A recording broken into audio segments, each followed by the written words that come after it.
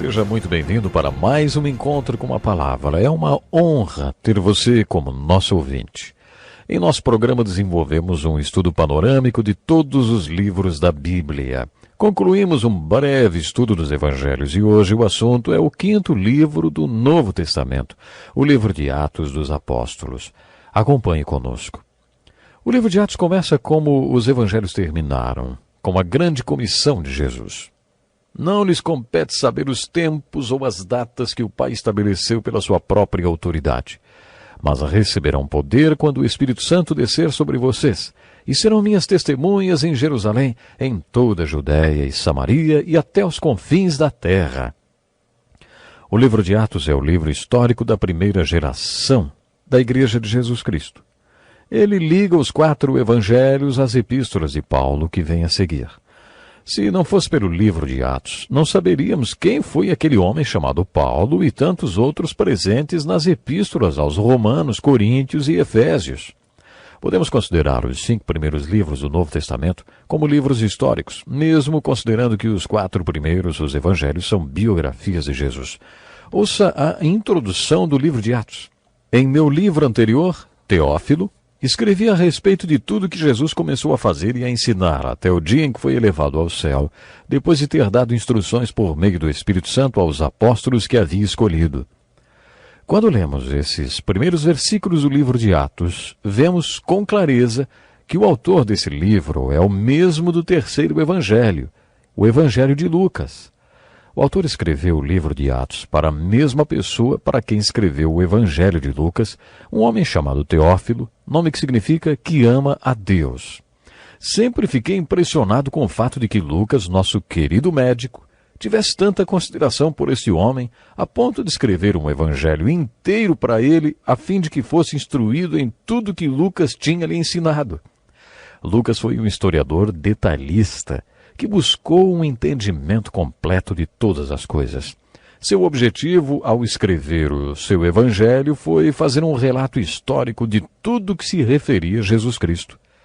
Ao escrever o livro de Atos, ele tem o mesmo objetivo, relatar com precisão.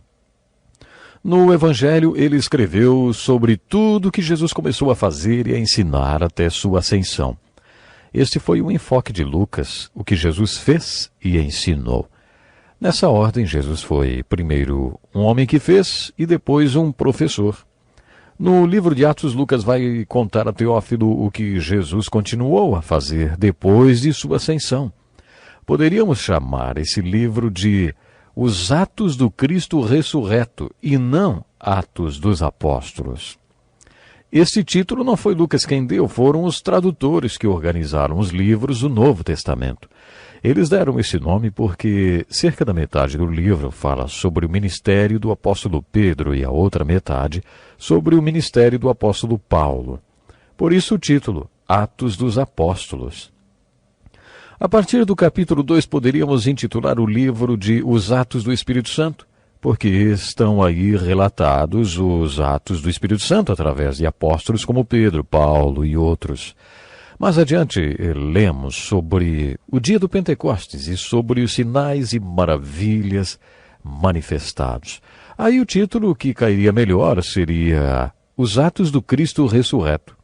É Pedro quem fala.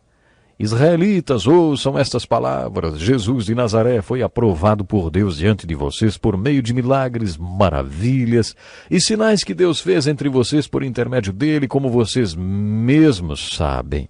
Este homem lhes foi entregue por propósito determinado e pré-conhecimento de Deus. E vocês, com a ajuda de homens perversos, o mataram pregando-o na cruz. Mas Deus o ressuscitou dos mortos. Concluímos que o melhor título para esse livro seria Os Atos do Cristo Ressurreto através dos Apóstolos. Nos primeiros versículos do livro de Atos, Lucas diz que fez um relato histórico no seu evangelho sobre tudo que Jesus começou a fazer até sua ascensão. Mas, depois da ascensão de Jesus, Lucas afirmou, Jesus continuou a fazer e a ensinar através dos apóstolos. É importante notar que o livro de Atos não termina. Ele apenas para. No capítulo 28, o apóstolo Paulo tinha finalmente chegado a Roma.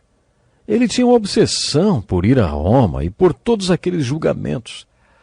Seguindo a narrativa do livro, a chegada de Paulo a Roma seria o clímax da narrativa, mas o livro para. Uma das razões para isso ter acontecido pode ser a prisão daqueles que estavam escrevendo o livro, entre eles Lucas, que por isso não pôde terminar o livro. Outra razão pode ser a providência de Deus. O livro não acaba porque a história da igreja não acabou e nós ainda estamos escrevendo essa história. Estamos continuando o livro de Atos. Poderíamos chamar o momento que a igreja está vivendo de Atos capítulo 29. Na sua leitura do livro de Atos, quero que você faça algumas observações. Primeira, como esse é um livro histórico, ele deve ser estudado como estudamos os livros do Velho Testamento. É o apóstolo Paulo quem nos ensina qual deve ser a abordagem desta narrativa histórica. Essas coisas aconteceram a eles como exemplos e foram escritas como advertência para nós, sobre quem tem chegado ao fim dos tempos. Todas essas coisas relatadas nessa narrativa histórico-bíblica, quer no Novo Testamento, quer no Velho, aconteceram por duas razões: exemplo e aviso. Por isso, enquanto você estiver lendo as narrativas históricas da Bíblia, busque os exemplos e os avisos nelas contidas. Você encontrará muitos. Outra coisa a ser observada é o propósito que foi dado à igreja. Esta é uma das primeiras coisas com que você se depara quando começa a ler o livro de Atos. Já lemos alguns desses versículos. Uma dessas passagens é a em que Jesus, encerrando seu ministério, fez a grande comissão. No final dos evangelhos de Mateus, Marcos, Lucas e João, todos eles registram estes acontecimentos. Mateus, em seu evangelho, registrou assim: foi-me dada toda a autoridade nos céus e na terra. Portanto, vão e façam discípulos de todas as nações, batizando-os em nome do Pai, do Filho e do Espírito Santo, ensinando-os a obedecer a tudo o que lhes ordenei. E eu estarei sempre com vocês, até o fim dos tempos. O primeiro encontro de alguém dos apóstolos com Jesus, conforme o primeiro capítulo de João, foi bem pragmático. Você se lembra? Jesus voltou-se para eles e perguntou: o que vocês querem? E eles responderam com uma pergunta: Rabi, onde estás hospedado? Jesus respondeu: venham e verão. E aí eles foram e viram e passaram aquele dia com ele. O relato continua dizendo que eles viveram com ele e morreram por ele por causa do que viram quando se comprometeram a ir e ver. Depois que eles decidiram ir e ver onde Jesus vivia, eles viveram com ele durante 3 anos. Jesus, além de ensiná-los, também ordenou que eles observassem algumas coisas. No final daqueles 3 anos, Jesus disse: vão e façam discípulos de todas as nações, batizando-os em nome do Pai, do Filho e do Espírito Santo, ensinando-os a obedecer a tudo que eu lhes ordenei. O 5º livro histórico do Novo Testamento começa exatamente como terminam os 4 evangelhos, com a grande comissão. Sabemos que esta é a grande comissão de Jesus. Jesus deu vários mandamentos, por isso chamamos de grande comissão ou grande mandamento. O livro de Atos é uma ilustração da comissão de Jesus e um registro de como os apóstolos obedeceram o ide de Jesus. Eles foram a todas as nações, fizeram discípulos, batizaram aqueles discípulos e os ensinaram. Na grande comissão existe uma ordem: vão e façam discípulos. As outras partes da grande comissão são batizando e ensinando. Então, a grande comissão consiste em ir, fazer discípulos ou pregar, batizar e ensinar.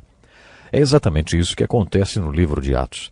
Os apóstolos fizeram discípulos. Eles fizeram discípulos indo, batizando e ensinando. Mas o imperativo, a ordem dada à igreja foi: façam discípulos. Alguns teólogos afirmam que a grande comissão é o estatuto da igreja. E como qualquer outra organização, a igreja deve cumprir os termos deste estatuto para que continue a existir. Agora que vamos estudar a história da igreja, observe que ela recebeu um propósito logo no seu início, a grande comissão, que é o seu estatuto. Observe também que foi dada uma promessa à igreja. No primeiro capítulo de Atos, Lucas conta que antes de ascender ao céu, Jesus deixou mandamentos com seus apóstolos. Não apenas um, mas vários mandamentos. Além da grande comissão, Jesus também ordenou: não saiam de Jerusalém, mas esperem pela promessa de meu Pai, da qual lhes falei. Os chineses dizem que uma jornada de 1000 quilômetros começa com o primeiro passo. Depois de ordenar o início da marcha, Jesus lhes disse: não tomem o próximo passo até que recebam poder do Espírito Santo sobre vocês. Esperem pelo cumprimento da promessa do Espírito Santo. Jesus se referiu ao poder do Espírito Santo como a promessa do Pai. Jesus tinha dado esta promessa durante a última ceia. Jesus prometeu que mandaria o Espírito Santo e agora lemos que ele disse: esperem até que a promessa seja cumprida. Temos aqui mais uma ilustração.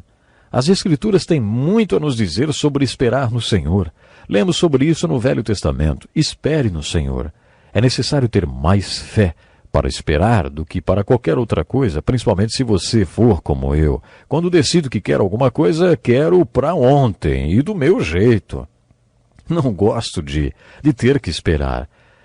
É preciso fé para esperar, mas às vezes Deus nos fala: espere, espere. Há uma passagem do Velho Testamento, uma das minhas preferidas, que diz: por que você reclama, ó Jacó? E por que se queixa, ó Israel? O Senhor não se interessa pela minha situação, meu Deus não considera minha causa. Será que você não sabe, nunca ouviu falar? O Senhor é o Deus eterno, o Criador de toda a terra. Ele não se cansa nem fica exausto, sua sabedoria é insondável. Ele fortalece o cansado e dá grande vigor ao que está sem forças. Até os jovens se cansam e ficam exaustos, e os moços tropeçam e caem. Mas aqueles que esperam no Senhor renovam as suas forças. Voam alto como águias, correm e não ficam exaustos, andam e não se cansam. Nesse texto de Isaías, capítulo 40, Deus presenteia o seu povo com uma palavra preciosa sobre fé. Eu gostaria que você se programasse para estar conosco no próximo programa. Temos muito que aprender. Até lá.